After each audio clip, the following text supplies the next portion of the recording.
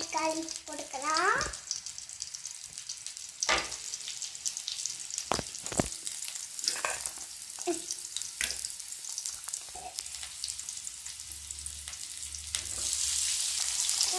கலக்கிக்கலாம்.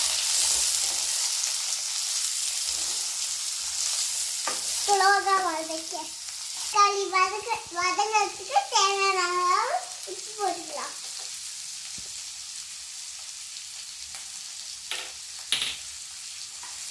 நல்லா வதக்கிக்கலாம்.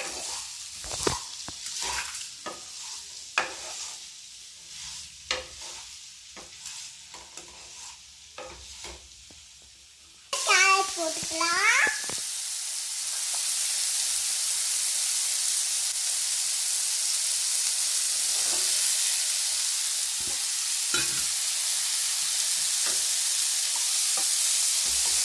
நல்லா வதக்கிக்கலாம். கேரட் வெங்காயம் தக்காளி மூணும் வதங்கட்டும். வரக்கூடாதுன்னு சொல்லிட்டு மஞ்சள் தூள் போட்டுக்கலாம்.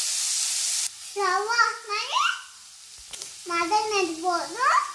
அதுக்கப்புறம் மிக்சியில் அடிச்சுக்கலாம்.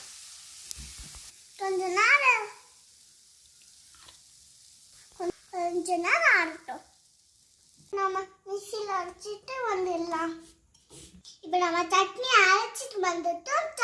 தாளிச்சுக்கலாம் சட்னியா. இப்போ நம்ம ஸ்டவ் ஆன் பண்ணி தாளிப்புக்கு கொஞ்சம் எண்ணெய் ஊற்றிக்கலாம்.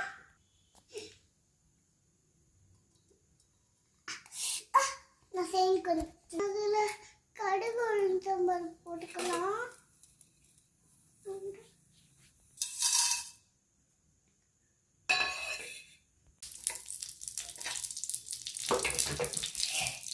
இப்போ இதை சட்னியில் எடுத்து கொட்டிக்கலாம்.